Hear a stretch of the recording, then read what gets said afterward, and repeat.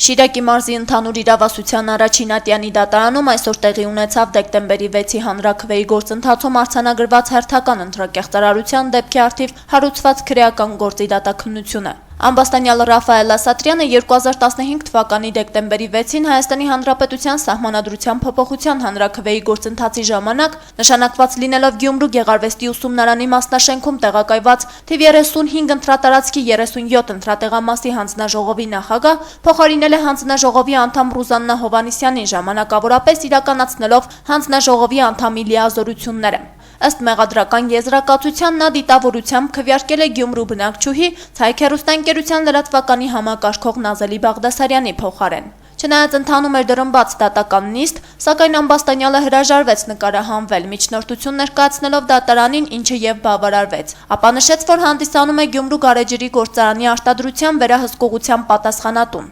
Հայտարարեց, որ ընդունում է իր մեղքը եւ միջնորդեց դատարանին արագացված կարգով քննություն իրականացնել։ Մեղադրող դատախազ Արթուր Նահապետյանն ասաց, որ առարկություններ չունի, ուստի դատարանը բավարարեց միջնորդությունը։ Այնուհետ դատախազը ներկայացրեց մեղադրական եզրակացության եզրափակիչ մասը։ Լրացրել է մտածածի նույնականացման քարտի տվյալներ, դրել կապ չունեցող ստորագրություն եւ համապատասխան վիճակահանության արդյունքում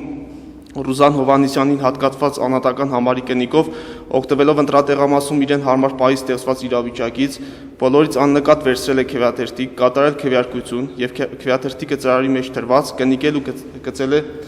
քվեատուփի մեջ։ Այսպիսով Ռաֆայել Ռոզբերգի Ասադրյանը մեղադրվում է Հայաստանի Հանրապետության քրեական օրենսգրքի 153-րդ հոդվածով նախատեսված հանրության համար վտանգավոր արարքը մեղավորությամբ կատարելու համար։ Դատարանն անցավ քրեական գործի նյութերի քննությանն ու գործում առկա փաստաթղթերի հրապարակմանը, որից հետո էլ մեղադրող դատախազ Նահապետյանն ընթերցեց մեղադրական ճառն ու առաջարկեց դատարանին մեղավոր ճանաչել ընտրակեղծարարին եւ տուգանել 600,000 դրամի չափով։ Ամբաստանյալ Ռաֆայել Ռոզբերգի Ասադրյանին մեղավոր ճանաչել Հայաստանի Հանրապետության քրեական օրենսգրքի 153-րդ հոդվածով եւ նրա նկատմամբ պատիժ նշանակել տուգանք նվազագույն աշխատավարձի 600 պատիկի 600,000 դրամի չափով։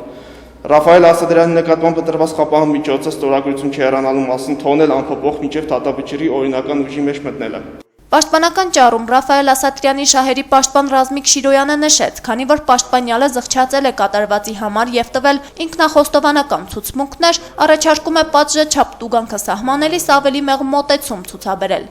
Միայն դատարանից խնդրել որ տուգանքի ձևով պատիժ նշանակելիս նշանակվեր 153 հոդվածով նախատեսված սանկցիայի նվազագույնը։ Հասկանա։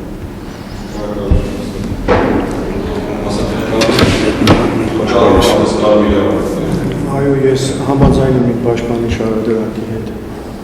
Կարճ ժամանակ անց դատավորն ընթերցեց վճիռը, որով դեկտեմբերի 6-ի հանրաքվեի ժամանակ ընտրախախտում թույլ տված Գյումրու գարեջրի գործարանի արտադրության վերահսկողության պատասխանատու Ռաֆայել Ասատրյանը տուգանվեց 500,000 դրամի չափով։